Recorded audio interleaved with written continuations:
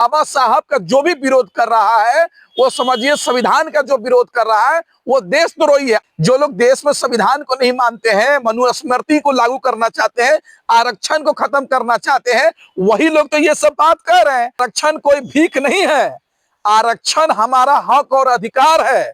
जो SC ST समाज का, OBC समाज को आरक्षण मिला है और किसी का एहसान थोड़ी है। ये हमने देश की आजादी में लड़ाई लड़ा है और हम कमजोर थे तो हमें दिया गया है। ये हमारा हक है, भीख नहीं आरक्षण हमारा। और किसी माई का लाल में दम नहीं है जो आरक्षण को हमारा छीन सके। आर्मी तो एक सामाजिक संगठन है और जो समाज के लिए एकजुटता फैलाने का काम कर रही है। और भीम आर्मी किसी पर अन्याय होता है तो रोड पर संघर्ष करती है। जिस बाबा साहब के द्वारा बनाए गए संविधान पर कसम खाकर वकील बनते हैं और वही बाबा साहब का विरोध करते हैं, इन लोगों को शर्म आना चाहिए। और बताइए, बाबा साहब का विरोध करने वाला वो देशद्रोही है, इसके अलावा कोई नहीं है। बाबा साहब का जो भी विरोध कर रहा है, वो समझिए संविधान का जो विरोध कर रहा है वो देशद्रोही है। आप बताइए, बाबा साहब, बाबा भीमराव अंबेडकर साहब के द्वारा बनाए गए संविधान पर कसम खाता है और उसी संविधान के तहत वकील बनता है और फिर बाबा साहब का विरोध करता है, उनकी तस्वीर जलाता है। मैं तो कह सकता हूं कि वह देश का गद्दार है और देशद्रोही है, क्योंकि जो बाबा साहब का नहीं वो हमारा नहीं। मैं तो कह रहा हूं वो लेट कर दिए, तुरंत गिरफ्तार करना चाहिए और इन लोगों को कड़ी से कड़ी सजा मिलनी चाहिए, ताकि दूसरा कोई भी बाबा साहब की तरफ उंगली ना उठा सके, बाबा साहब को इस तरह से हरकत ना कर सके। और मैं तो कह रहा हूं, चंद्रशेखर आजाद जी के कहने से और नगीना के जो सांसद है चंद्रशेखर आजाद और भीम आर्मी का ये समझिए कि जीत हुई है। क्योंकि भीम आर्मी और चंद्रशेखर आजाद ने अल्टीमेट दिया था कि अगर 24 घंटे के अंदर 1 तारीख गिरफ्तारी नहीं होती है तो हम ग्वालियर पहुंचने का काम करेंगे। और कुछ लोग कह रहे थे, देखिए, और कुछ लोग कह रहे थे चंद्रशेखर आजाद आएंगे तो विरोध करेंगे। अरे भाई, चंद्रशेखर आजाद लोकसभा के सांसद है, नगीना के जनता ने उनको चुनकर सांसद बनाने का काम किया है और तुम उनको उल्टा सीधा बोलने का काम करते हो। जो लोग भी बाबा साहब का नहीं हो सकते हैं, बाबा भीमराव अंबेडकर का नहीं हो सकते हैं, वो देश का कभी नहीं हो सकते हैं। आप बताइए, किसी पे कोई जुल्म जाति करता है, कोई परेशान होता है तो कानून से सहारा लेने जाता है। और उस कानून को कौन बनाया? बाबा साहब ने बनाया, डॉक्टर बाबा भीमराव अंबेडकर साहब ने बनाया। और उन्हीं बाबा भीमराव अंबेडकर साहब की तस्वीर को जलाते हो। ये तुम तो देशद्रोही हो भाई। हम और आप कोई भी हो, कानून का सहारा लेते हैं कि नहीं लेते हैं? और वो कानून कौन बनाया है? बाबा साहब बनाया है। और बाबा साहब का तुम विरोध कर रहे हो, तुम्हें तो शर्म आना चाहिए। यही तो अनिल मिश्रा कह रहे हैं कि संविधान बाबा साहब ने लिखा ही नहीं, BN राव ने लिखा है। अरे भाई, जो लोग देशद्रोही लोग हैं, अंबेडकर विरोधी हैं, वो क्या कहेंगे? जो लोग देश में संविधान को नहीं मानते हैं, मनुस्मृति को लागू करना चाहते हैं, आरक्षण को खत्म करना चाहते हैं, वही लोग तो ये सब बात कर रहे हैं। आप बताइए, क्या बाबा भीमराव अंबेडकर साहब ने इस देश को संविधान दिया, लोकतंत्र दिया, और आप उसका विरोध कर रहे हैं? इसका मतलब क्या है? इससे क्या समझा जाए?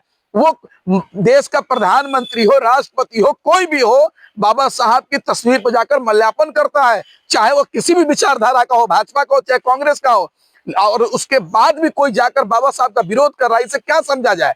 इससे क्या ऐसे लोगों को कहां से ताकत मिलती? नहीं, अरे भाई, ऐसे लोगों को सरकार सह दे रही है, बचा रही है, तभी तो किसी का हिम्मत कर दिया कि बाबा साहब की तस्वीर को जला दिया।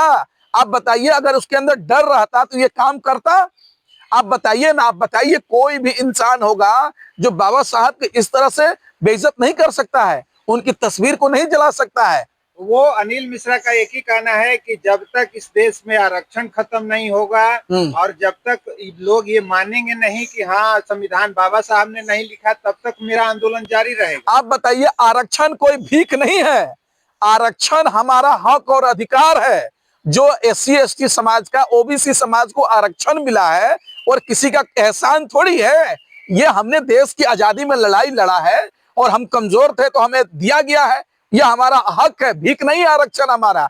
और किसी माई का लाल में दम नहीं है जो आरक्षण को हमारा छीन सके। समझ गए ना? कोई नहीं आरक्षण को छीन सकता है, बल्कि आरक्षण के आंकड़ा को बढ़ाया जाएगा। आप बताइए, आंकड़ा बढ़ाया जाएगा, क्योंकि देश के अंदर, देश में हमारी आबादी 90% है और 90% आरक्षण हमको मिलना चाहिए। तो क्या लगता है, पहले भी कई बार अनिल मिश्रा की गिरफ्तारी हुई है लेकिन तुरंत बेल हो जाती है, इस बार क्या लगता है कार्रवाई होगी कुछ? देखिए, हमें विश्वास है कि कानून पर, कि जो लोग दोषी हैं उन पे कड़ी से कड़ी कार्रवाई होगी, उन पे लंबी सजा चलेगी, लड़ाई चलेगी और लंबे दिन तक जेल में रहेंगे, हमें भरोसा है।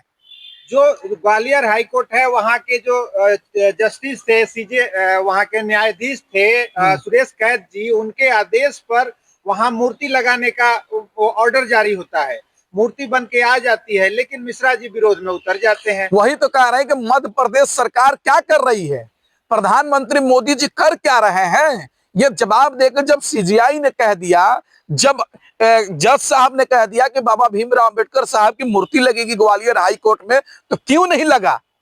और ये कौन लोग हैं जो लोग विरोध कर रहे हैं? ये कौन होते हैं विरोध करने वाला? क्या तुम हाई कोर्ट को नहीं मानते हो? क्या तुम जज के नहीं मानते हो? और ये किसी के पक्ष विपक्ष और फर्ज के फैसला थोड़ी है, ये तो एक महापुरुष के मूर्ति लगाने की बात है। और बाबा भीमराव अंबेडकर साहब महापुरुष हैं, उनका योगदान हमारे जो देश में है उसको भूला नहीं जा सकता है। और हम तो कह रहे हैं कि पूरे जो अंबेडकरवादी लोग हैं उनको इस पे आंदोलन करना चाहिए। जो बाबा साहब की तस्वीर कैसे तुम जला दिए, बताओ, इस पे जवाब दो। तो वहाँ के जो मुख्यमंत्री हैं मोहन यादव, वो तो ओबीसी हैं, लेकिन वो कुछ नहीं बोल रहे। अरे भाई, ओबीसी और पॉपर कास्ट से मतलब नहीं ना है, उस विचारधारा को देखिएगा। जो भाजपा के लोग हैं वही लोग आरक्षण विरोधी है ना, जो भाजपा में है वही हिंदू मुस्लिम विरोध करते हैं, हिंदू मुस्लिम करते हैं, वही बैकवर्ड फॉरवर्ड करने का काम करते हैं। नहीं तो तुरंत वहां के मध्य प्रदेश का मुख्यमंत्री ग्वालियर पहुंच जाएंगे, तत्काल उस पर काम कर देंगे। तो आपको नहीं लग रहा कि मामला खत्म हो जाएगा? मामला तो खत्म करना नहीं है ना, हिंदू मुसलमान करके उलझाए रखो, बैकवर्ड फॉरवर्ड करके उलझाए रखो और जनता को वोट ले लो। लेकिन देश की जनता समझ गई है, अब इस देश में, अब हमारे देश में बहुजन शासक बनने जा रहा है। क्योंकि बाबा भीमराव अंबेडकर साहब ने कहा था ना कि 1990 में हम संघर्ष करेंगे और 2000 ईस्वी में अपना बहुजन शासक बनाएंगे। तो अब समय आ गया है, देश के अंदर बहुजन समाज से आने वाले बहुजन शासक बनेंगे, दलित समाज से आने वाले देश का प्रधानमंत्री बनेंगे। तो भीम आर्मी को क्या लगता है, क्या कहेंगे, मतलब ये जीत है उनके लिए? देखिए, भीम आर्मी लगातार सामाजिक न्याय को बनाने के लिए, भाईचारा को बनाए रखने के लिए, देश में एकता बनाए रखने के लिए भीम आर्मी लगातार संघर्ष कर रही है। और नगीना के सांसद जो है चंद्रशेखर आजाद, आप देख रहे होंगे, लगातार दिन रात लोगों से मिलते जुलते हैं, भाईचारा सम्मेलन कर रहे हैं, लोगों में, समाज में भाईचारा उत्पन्न पैदा करने का काम कर रहे हैं, नफरत खत्म करने का काम कर रहे हैं। तो भीम आर्मी तो अच्छी काम कर रही है ना भाई। भीम आर्मी तो एक सामाजिक संगठन है और जो समाज के लिए एकजुटता फैलाने का काम कर रही है। और भीम आर्मी किसी पर अन्याय होता है तो रोड पर संघर्ष करती है। तो इस संगठन को तो काबिले तारीफ है।